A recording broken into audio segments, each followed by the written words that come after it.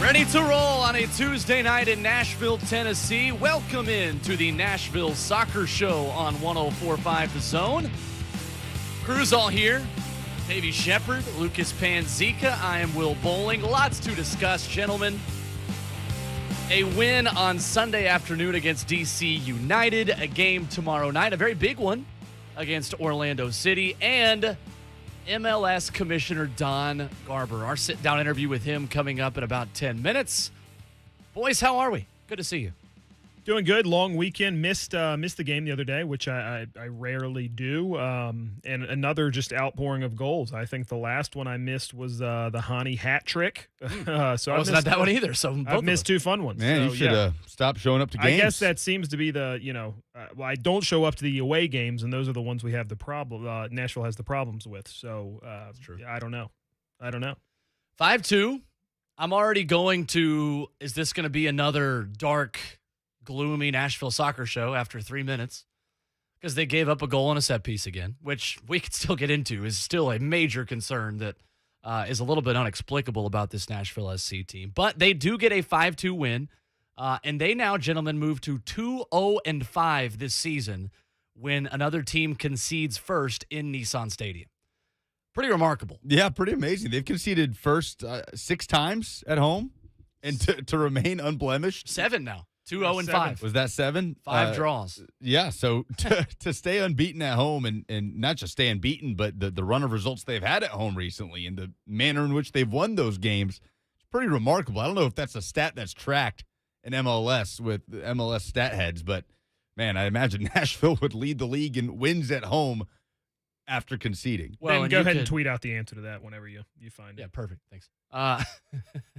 You could also add the Toronto game in there, too, if you just want to say comebacks when the team has trailed in Nissan Stadium. Another set-piece goal they went behind there as well. Thought you were destined for a slow start again, right? That's what that was the 3rd minute with Briant with that header, and I believe it was Jack Mayer again. Brilliant header. Yes, a brilliant header by Briant. Missed opportunity there. Tony Husband and Jamie Watson, they do such a good job, but I was waiting for that from Jamie. But I guess it was Jack Mayer again getting on the wrong side there on the set piece, and you thought it would be a point of concern. You thought that hearing of here we go again, and man, the way they opened up this game, just once again, as good as the result was, left you scratching your head about what we were talking about on Sunday with all these road matchups. For me, it doesn't, though, because Davey's been banging this drum before anybody else. This is just who this team is at this point. They show up against a team that's unbeaten in their last 5.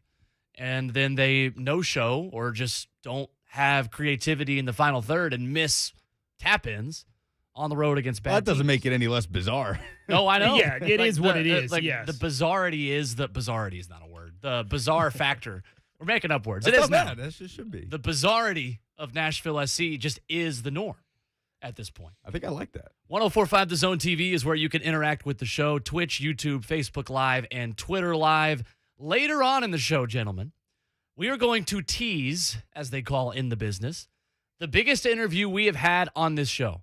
And you should know how big of a deal this is to us and how big of a deal it is because we are literally about to play you a sit-down interview with the commissioner of Major League Soccer in about 10 minutes. So it's bigger than that. No offense to Don Garber. I think he would agree with me that it's bigger than that. Looking forward to telling the people about that. I'll go ahead and tell you where you can find this conversation. It's going to be tomorrow morning at 8 a.m. on the 104.5 The Zone Podcast Network is where you're going to be able to find an exclusive conversation that, gentlemen, you can only hear on 104.5 The Zone and on the Nashville Soccer Show. It's the norm that we are continuing to set, and I will absolutely take a victory lap about that. It is not Sepp Blatter. No, it's not. It's not Lionel Messi either, joining us for an exclusive about his switch to PSG. So I'm going to just heading back to DC United here for a sec. Please do. So I made a statement pregame. You know that Twitter dudes posting their dubs, right? This is Davey posting his dub. Well, I just posted a dub for the show, too. So let's continue. Preseason, my prediction was Hani Mukhtar would be in the conversation for MLS Best 11 as a playmaker. And I think right now, if you look at it on its face, he's the best center attacking midfielder in the entire league. Like if you remove names from the conversation and you just look at stats and you look at where those teams are on the table, Hani Mukhtar is the most important number 10 in MLS. Well, I think the injuries for equally good or better number 10s have helped. Sure. I think Columbus not being as good with Zelarayán has helped. Pozuelo for Toronto has not been the guy, obviously, that he was last year after starting the season injured. But we are where we are. It's a decent shout. I mean, I think that Hani Mukhtar is showing us, at this point, the consistent performances, the 7, 8 out of 10, game in and game out that we expect from a designated player. I think that is the floor of what Hani Mukhtar is at this point. If you are analyzing him in the most critical way possible, he's at least giving you the same performance every single game. Fair? And I'd have to go look at the salaries too, but I'd say he's at least one of, if not the best value designated player in the league. He's only on $1.5 million salary. Right. So when you go in and look at it from that angle, to be up there, I think he's fifth in goals and assists added. So, fifth total goals and assists through this point in the season. When you look at how much more some of those guys ahead of him are making dollars-wise, he's an insane value when you're getting this level of production out of him. And I was saying in the group chat the other day, I even think his set-piece delivery is like a hair off right now from a level that it was earlier in the season, and he's still just like pouring in assists, pouring in goals. I know that one took a deflection the other day, but that was absurd. I mean, he's just playing with an insane level of confidence right now, and it's really, really good to see if you're a Nashville SC fan. Nashville SC dominates in the expected goals. They dominate on the field, 2.57 expected goals to 1.25. Guys, the cynic in me doesn't want to go to this point, but I'm going to take it to this point. Nashville SC was gifted a couple of goals through just horrible goalkeeping. CJ Sapong's goal for me has got to be saved by DC United and by Kempen, who was just not good. Which one? The first one. The CJ Sapong header that hits him square in the palms and trickles in. And then it was Nashville's goal in the second half. Yeah, two should have been stops. No Alex questions Moyle. asked. Alex Moyle's goal has got to be saved too. And Yeah, then I'd agree. and then you're looking at a penalty that, DC United kind of helped you a little bit. To me, I think DC was better than what the scoreline showed. Their second goal was one of the best crosses I've seen all season. DC United's. The ball in from terrific. Areola From Paul was Areola. insane. Terrific. Now that being said, Undefendable. It's Kamara, right? Ale Kamara. Yeah. He really sliced and diced the center backs there. I think they could have done more. And then I think it speaks to the quality of the ball, how frozen Willis looked. Without a doubt. Willis just looked like he had and I didn't really know what the ball was doing either. So I don't really fault Willis at all there. But center backs I would have liked to have seen more of. The ball was insane. It's the kind of cross that we're watching in the Premier League. Absolutely. Which just started this past weekend. But the difference, obviously, between Premier League and MLS, we talk about this so much, guys, is that center backs aren't leaving a guy open on a cross from that far away in the Premier League. They do in Major League Soccer, which is why guys like Walker Zimmerman, who is officially back for Nashville SC, make a big difference in this team. But what's crazy is that goal gets one up just a few minutes later, and Nashville SC strings together 17 passes for what I would say is their best team goal ever. I was literally about to say that. Is this the best goal ever in Nashville SC history? One of the best team goals in MLS this season. Absolutely, yeah. I think there's individual efforts that I would say I like more than that goal, but team goal, no questions asked. I mean, 17 passes, all of your DPs or all of your forwards touch the ball on it. I mean, just great stuff. The only one I think is better is Randall Leal against Miami in the playoffs last year. I would take that goal that was great. over the rest of them. But yeah, the fluidity, the pulling apart of DC United, hitting on every corner of the field, the amazing thing. And the ball in by Hani Mukhtar, first time, just trying to get it in and not, concede. I can't even remember if that would have been a goal kick or a corner kick, but to get it in on the money the way he did. And then CJ Sapong, 4 of his 8 goals this season now have been with his head. And he just seems to know what to do with it, whether he needs to put pace behind the ball, whether it's just placement. And even on that first goal, Jamie Watson noted it really well, the way he kind of takes a half step back while the ball's in the air to allow himself to step into the header and get just enough power on it to get it into the side netting. CJ Sapong, man, that you can tell that's a guy that's spent so many years and has been a staple of this league. Half of his 8 goals on his head, and he's in just incredible form, the best form he's been in years. Not to do what I do and go negative here, but I mentioned DPs earlier, and there was a DP missing from the match day squad. Yannick Cadiz is dropped Daniel Rios is in and looks good in the minutes that he gets. I think my text to y'all immediately was, so Daniel Rios is back. Yeah. Like back. Very, very much so. Yeah. To the point where I don't think it's out of the question that he's in the starting 11 tomorrow night against Orlando. Yeah, Ben Wright said in his post-game piece with Speedway Soccer, he looked lively when he went on the field. I thought that was a good way to put it because he didn't have a ton of a chance to make an impact as far as scoring, but he looked lively. He really created that penalty kick that DC United conceded for Alex Moyle. By the way, on that note, good for Alex Moyle, man. When Hani Mukhtar's not on the field, I feel like that's going to be up in the air about who's taking that spot kick. And for Moyle to say, listen, I won the kick. I'm not going to get that many chances this season to score a brace. He kind of grabbed that position by the horn and said, no, I'm taking this one. So I appreciated that out of Alex Moyle. Good for him. And it was a decisive spot kick, slotted it well. Arsenal fan 83 on Twitch. God. No, this is not me. This is not me on Twitch. He's got his burner commenting on the show. That's too far, man. That cross for their second goal was brilliant right in front of me. You were correct. Absolutely. Spot on take from a guy that represents a spot on club. Stick around. Garrick on Arsenal Twitter. fan 83. Stick around.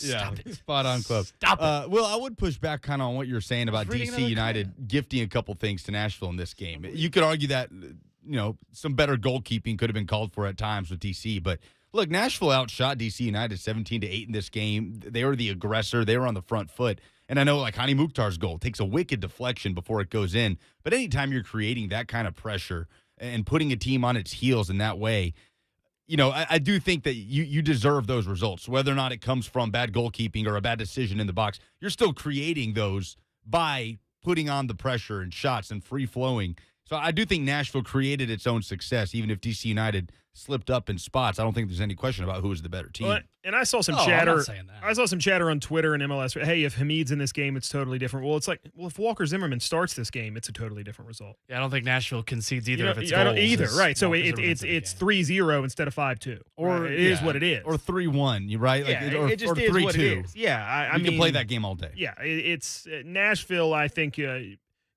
good teams are rewarded with luck. Like that's the way it goes.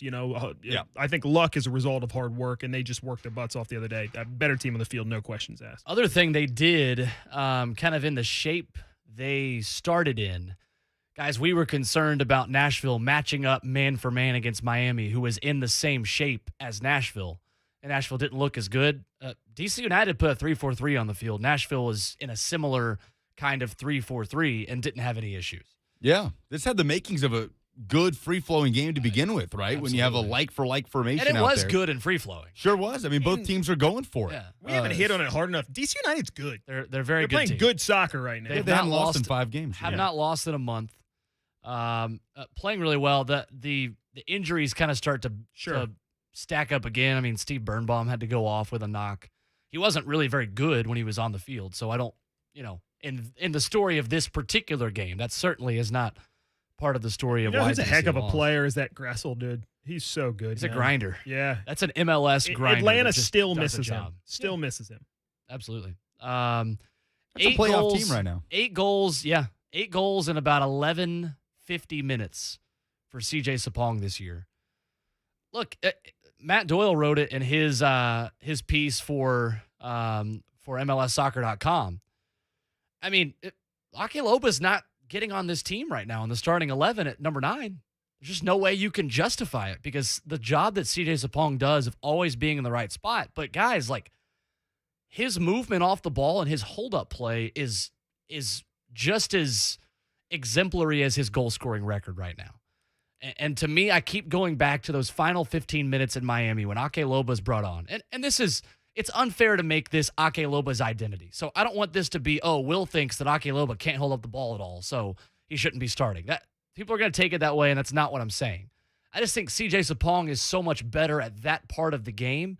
And the way Nashville plays right now, it's paramount to have somebody holding up the ball at the front of the formation. This team isn't built to have a striker running between the lines, pressing the defense like an Ake Loba right now. Well, not with 3 in the back. Here's the deal, and this is going to go to like the Pekka Soros argument, right? I think you got to ride the hot hand at some point, and I don't know that there's any guarantee that, hey, you give CJ a night or two's rest, that he comes back in the same exact form he's been on this season. This is a guy who's a little bit older, who knows what the legs are going to be like as the season progresses. Just get everything you can get out of him while you can, because you do have pedigree on the bench.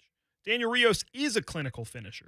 Ake Loba is a high-dollar DP who is going to come good. So Yonder Cadiz aside, those guys are going to do well later in the season. You got to get what you can get out of CJ Sapong right now, and you're getting a lot out of the guy. Wrapping up this part of the conversation, I think Ake Loba helps you more come playoff time when, A, you've got a guy who's a little bit fresher who hasn't played this entire Major League Soccer season, but B, when you have to do more defending and be more like a 2020 Nashville versus a 2021 Nashville, when you're bossing the game and are having so much of the ball, I almost feel like Yonder Cadiz or CJ Sapong, the bigger target center forward, is working better for this team when they're in three in the back, because you have that fulcrum up top that's then playing out to Mukhtar, then playing out to Leal.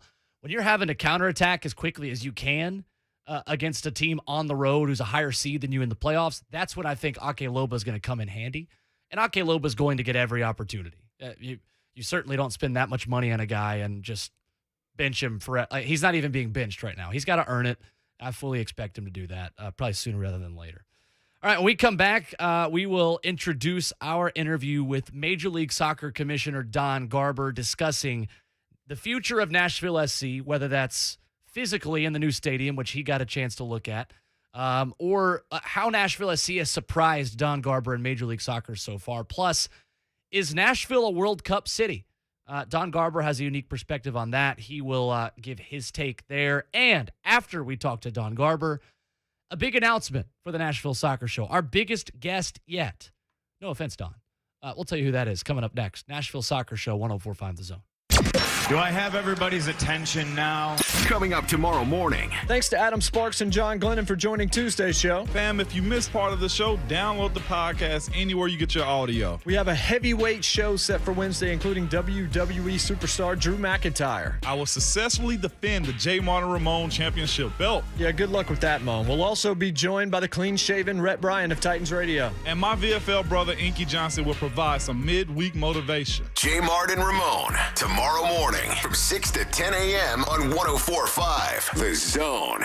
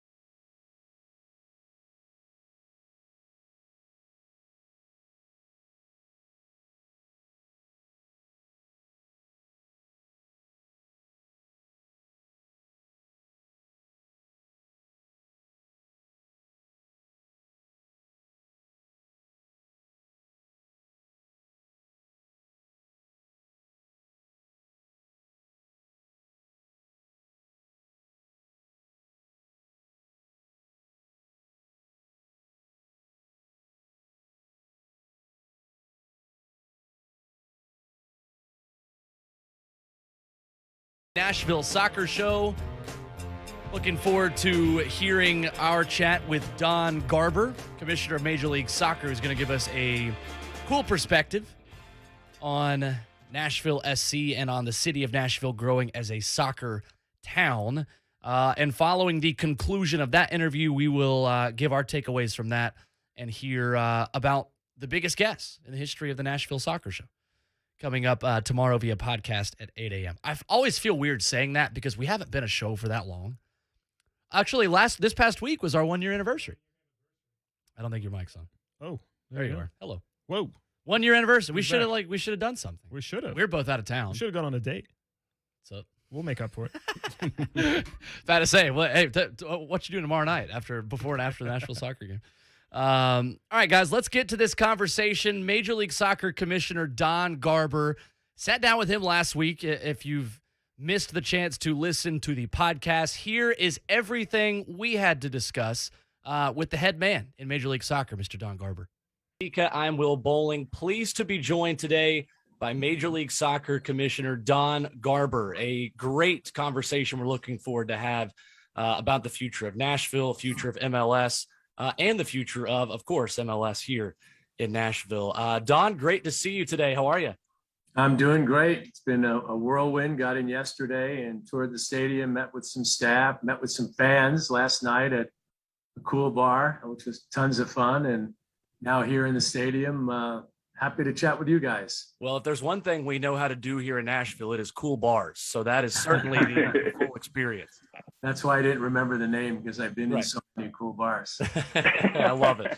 Hey, well, I want to start with the stadium itself. I know you got to take a look the other day at this new facility. Nashville SC fans, I know, are really excited about something this city is really excited about. What was your biggest takeaway from getting a look at the future of soccer here in Nashville?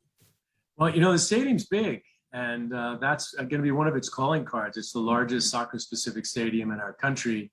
That's number one. Number two, location is unbelievable. Think about having a Major League Soccer team, Nashville SC, build a privately financed stadium with lots of minority contractors, transforming a very, very legacy and historic property in the fairgrounds. So I think when you drive by it, you just see steel and concrete going up. And when you drive by it 3 years from now, you're going to see I like to describe it as Gulch 2.0, a whole new development anchored by an exciting venue, no different than all the other great venues that anchor lots of development and opportunity here. So it's going to be great. Commissioner Garber, you said yesterday at the stadium, we always had in our hearts that this could be a great soccer city when talking about Nashville. Specifically, what is it about Nashville that has led to that frame of thinking over the years? And how has the city itself matched up with those expectations now that we're about a year and a half into MLS in Nashville? Yeah, Lucas, that's a really good question, because I think it's easy to say those things when you expand, right? You just it seems like it makes sense. You might have the right market for your television landscape or an owner that's really ambitious. But, here, this was very much driven by wanting to be in Nashville. As we are still an emerging league and we look at growing our footprint, both in the US and Canada, you want to be in places that sort of represent the future of a demographic that is really supporting our game. And that's young people, they're diverse, they're digitally native, they are global in following, trends and particularly following the sport of football around the world. And all those boxes were checked in Nashville, and we didn't have a team here, right? So then you start seeing what the NFL did with their draft and certainly the enormous success of the hockey team. And it just made sense. We were laser focused on finding the right owner. We did with John Ingram. John brought in a terrific CEO and Ian Ayres. And then we worked hard for years with two different mayors and with the state to try to get the opportunity to build a privately financed stadium in the fairgrounds. And all of that leads to what we've been seeing. Lots of fans, very passionate folks that care about the club, a team that's performing well on the field, a management that is really focused on getting embedded in the community and doing good projects so that it's more than a club. It really is relevant and impactful. And I can't think of anything right now that I would have seen that they could have done any better. They're doing great. So I hope they can keep it up. MLS Commissioner Don Garber with us here on the Nashville Soccer Show. Don, you talk about the boxes that were checked and the expectations that MLS, that I think this country and a league had for Nashville when they entered the league. Where has maybe Nashville exceeded some of those expectations here in the middle of year number 2 in Major League Soccer? Well, we don't have many teams that could attract 60,000 people to a game, right? And that's what Nashville did in the beginning of 20, right before the pandemic. I think that they've done an amazing job connecting with the culture, the pulse of this city, which is music. And then getting Judah, who I met last night, to do his incredible anthem and the Gibson guitar riff promotion that they have. So they've done things that I think connect the rituals that make sport so fun and exciting with sort of things that shout Nashville. And clearly that's both Judah and the guitar program. So I just look at the game experience, and that was a perfect alignment with what Nashville is. And then as it relates to going forward, they're building a training ground that'll be about 10 miles out of town. They have an academy that's already built. So they have a sort of a triangle of the stadium, the academy, and their development complex. All of those things will encircle this city and I think make the team more deeply connected and hopefully more relevant.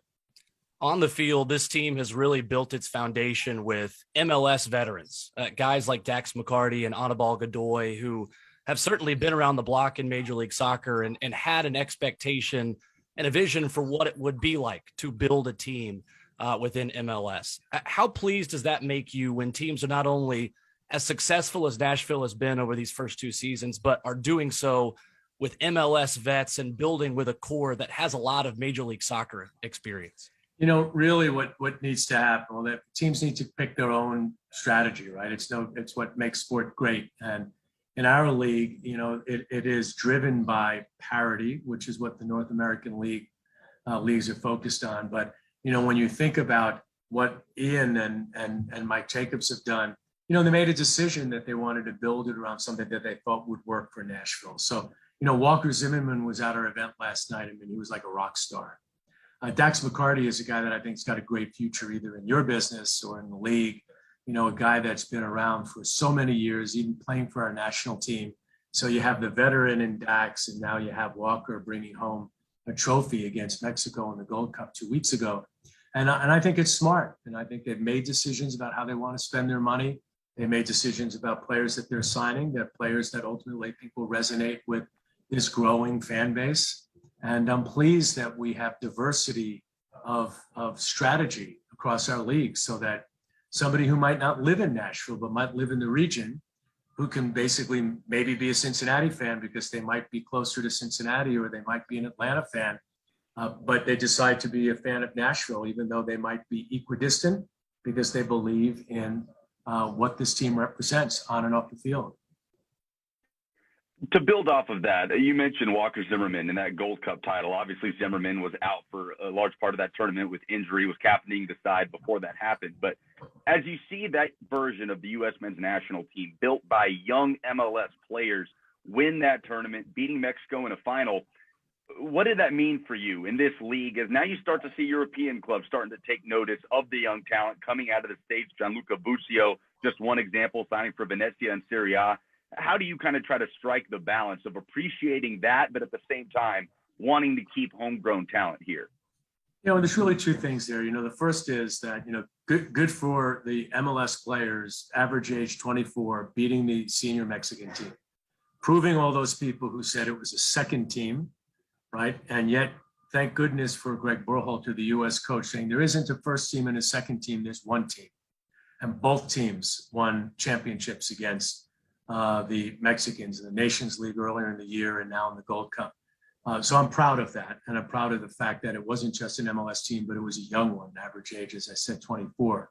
At the same time, in many ways, it's almost like you're putting your players in a shop window and you have a bunch of young players that are performing well at the international level. And teams who've developed those players now have an opportunity to sell them, generate that revenue that they can invest back into the club with however they want to do that.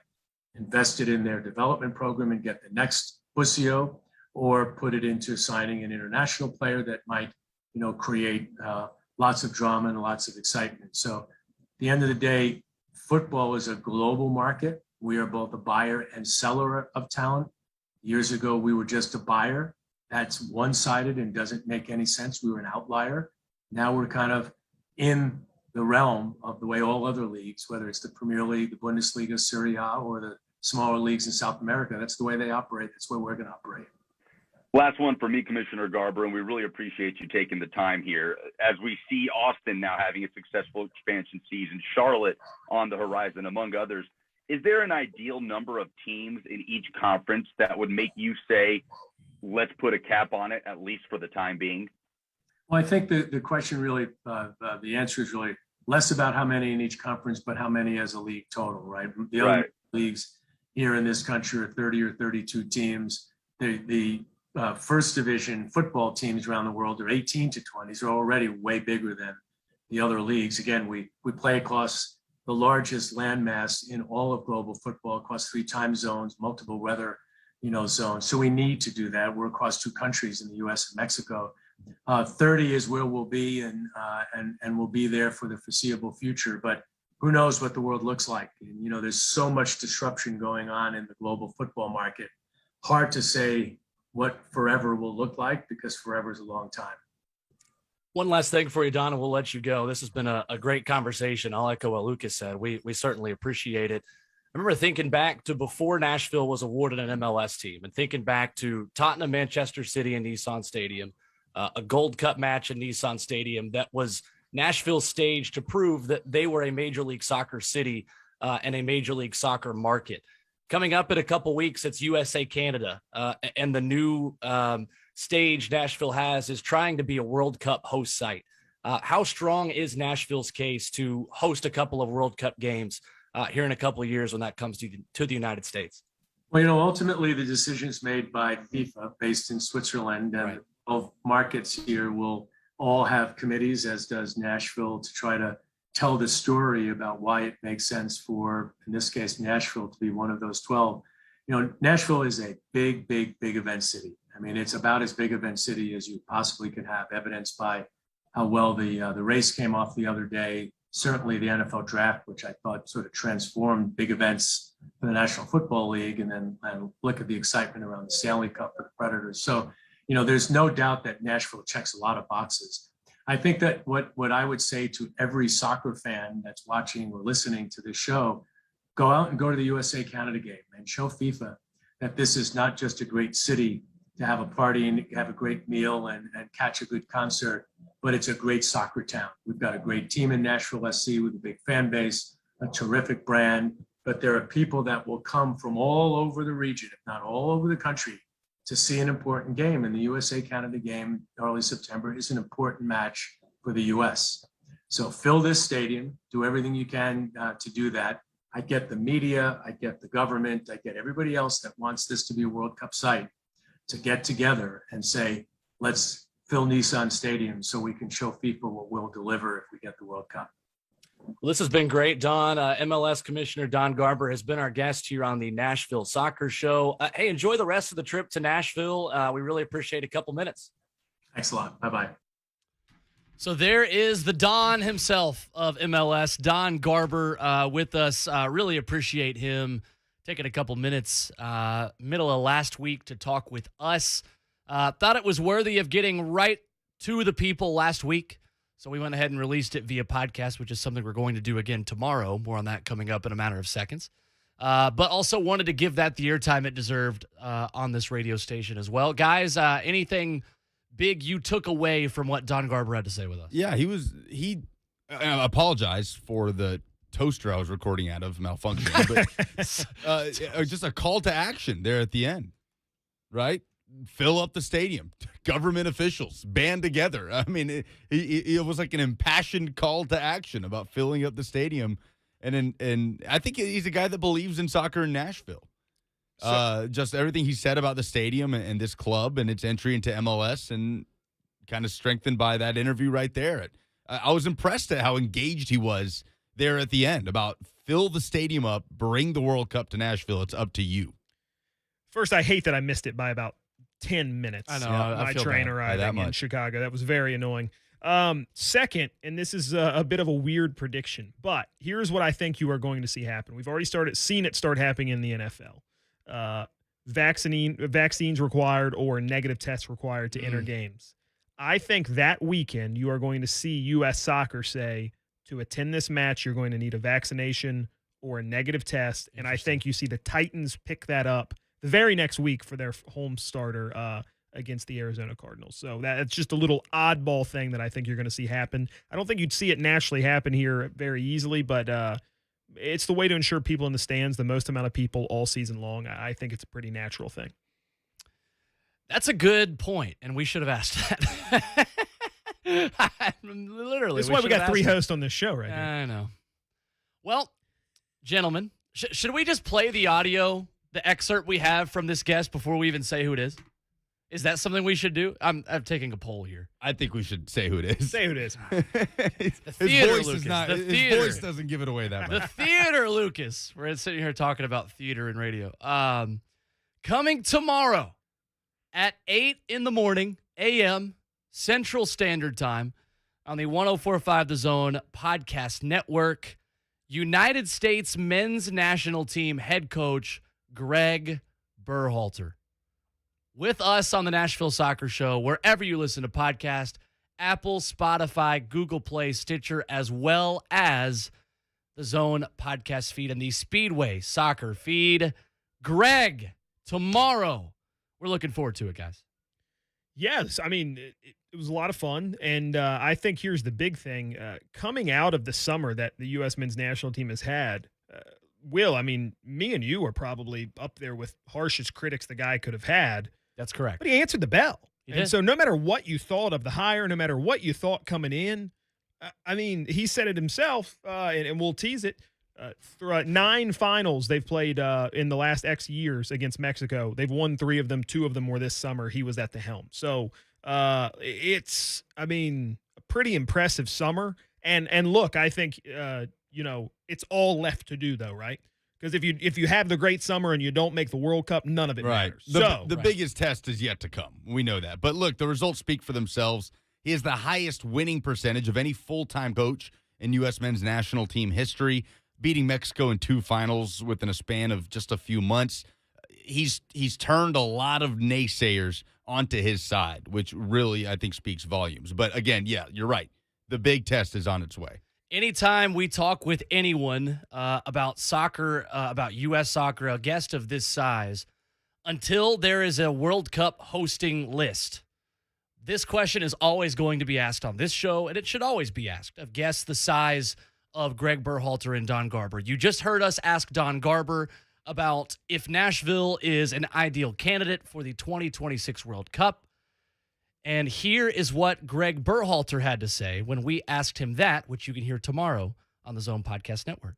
Well, one thing I know for sure is Nashville, along with other expansion markets, have come in and taken MLS by storm with their atmosphere, with their energy, with their positivity. And I think that you want to play soccer in cities like Nashville.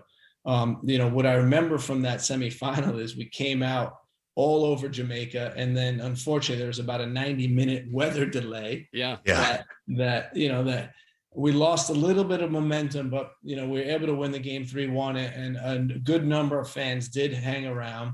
But we're certainly expecting to see more fans in the stands, for the game in September. There it is. One of many answers that you can hear tomorrow at 8 a.m. Guys, I'm going to take one last victory lap here about 2 big interviews that we're talking about in the same show. If you want big exclusive conversations, and if you want the most down-the-middle Nashville SC conversation, this is your place to get it. Nashville Soccer Show, Tuesday nights, 9 o'clock, and immediately afterwards on podcast on 104.5 The Zone. We are excited. We are thankful for the opportunities that have popped up for us. I don't want to toot our own horn too much without giving credit where credit is due, that we've got a good team. We've got good hosts here in this building. a fantastic producer in Lucas who hosts and produces at the same time, which is impressive. And we want to thank you guys for helping make this show what it is. And this kind of is a anniversary of our 1 year anniversary of the show, and also just a thank you to the fans that have been along with us. We don't get interviews like Greg Berhalter if you guys don't watch, if you guys don't interact, if you guys don't invest in Speedway Soccer, and now in this form in the Nashville Soccer Show. So I will take victory laps because you guys have helped give us the platform to take victory laps. So not just patting myself and ourselves on the back, but patting you all on the back. Well, to the sponsors, too. Brentwood Hearing Center, Fat Bottom Brewery, where we will be for the Atlanta game next weekend, the 28th. Yes. You know that. Pitch Invasions on deck. Oh, good times on sounds deck. So good right now. Crowd's always good there, so make sure you make it out there. We'll do more giveaways, I'm sure.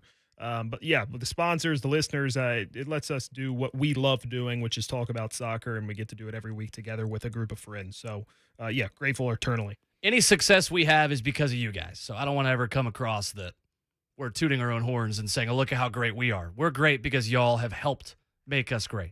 So we're grateful for that. When we come back, Arsenal was not great over the weekend.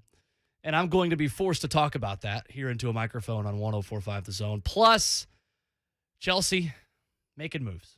Yeah. And we're going to play each other again this weekend. And you're probably a lot more excited about it than I am. I'm not that excited about it. We'll talk after the break. Coming up next on the Nashville Soccer Show. With an expanding SEC coming, Coach Josh Heupel is out to bring you a much-improved fall season. This is Coach Josh Heupel. Follow all of the action of Tennessee football all season here on your home of the Vols, 104.5 The Zone.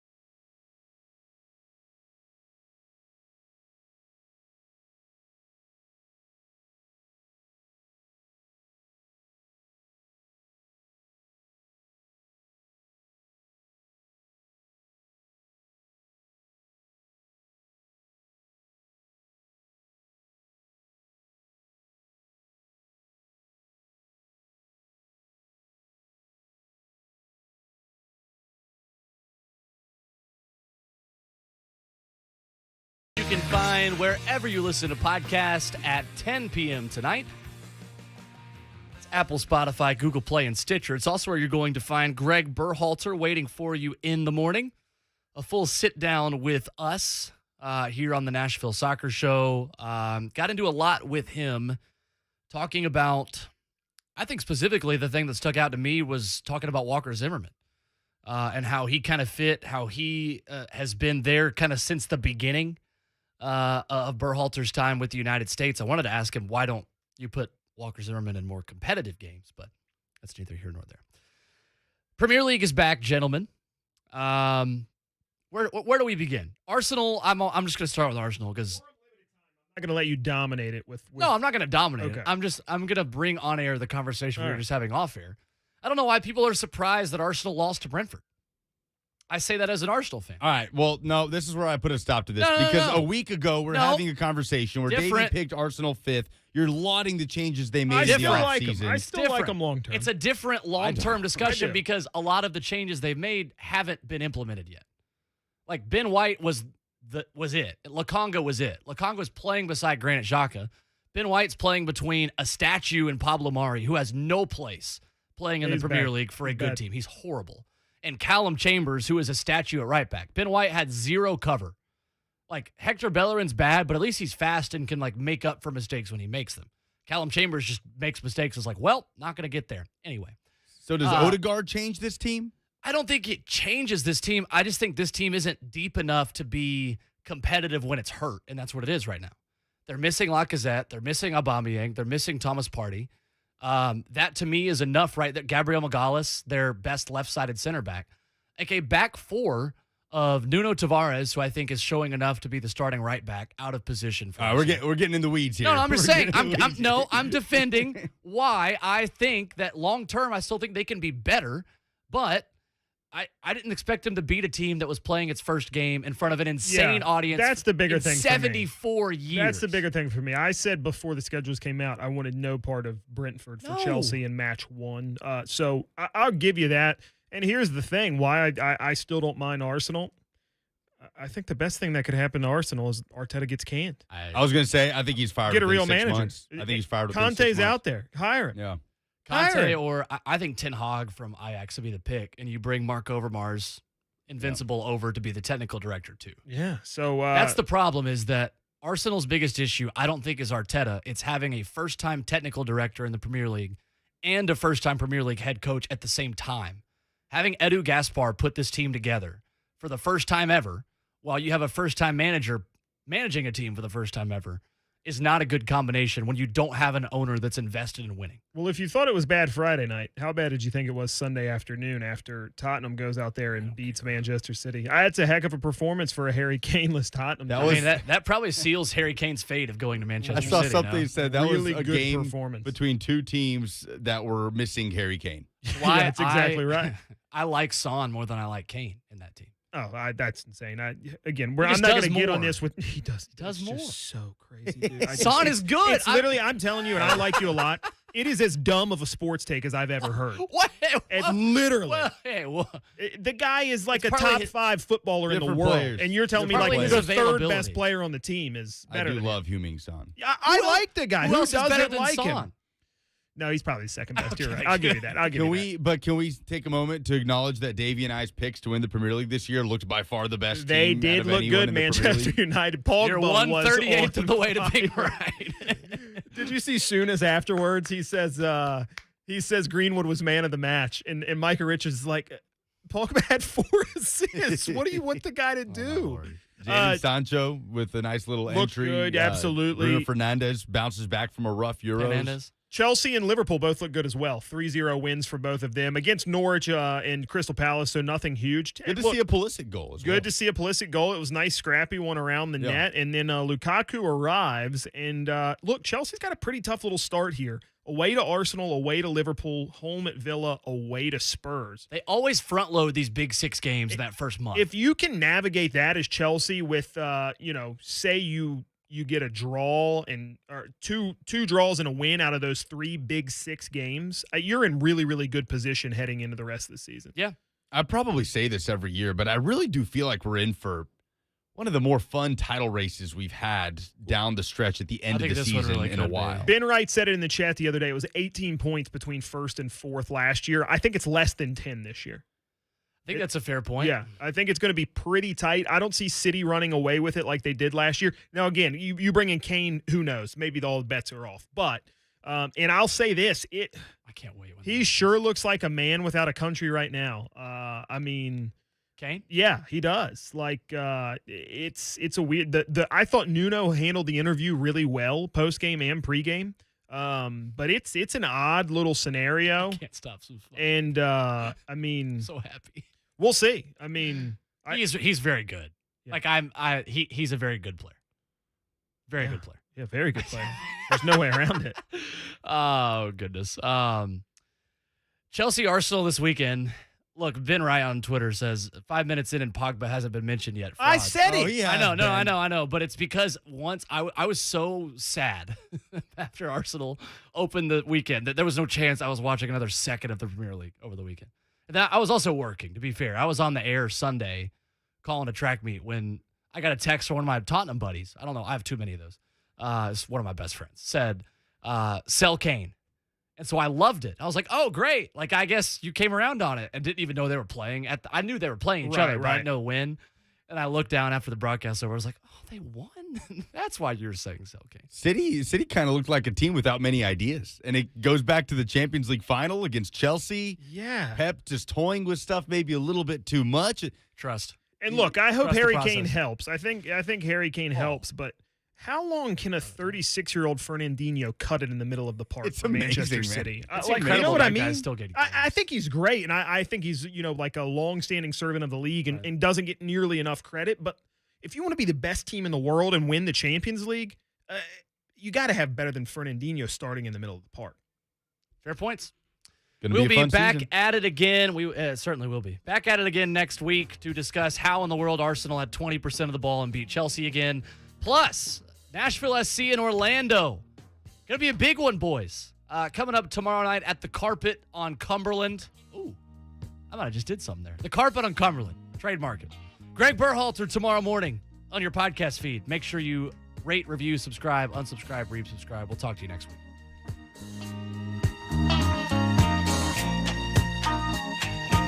Kevin Dyson and Joey Kent tell the stories of your favorite athletes transitioning out of sports on 3 The Pro Way. And if we get to the Super Bowl, how often do you think about that game? Like, does it just pop up randomly? I'm going to stay out this conversation. I know, man. That team was a special team, man. When I look at that game, it brings tears to my eyes. We poured it all out there, and that's the one thing I'm proud of. Subscribe to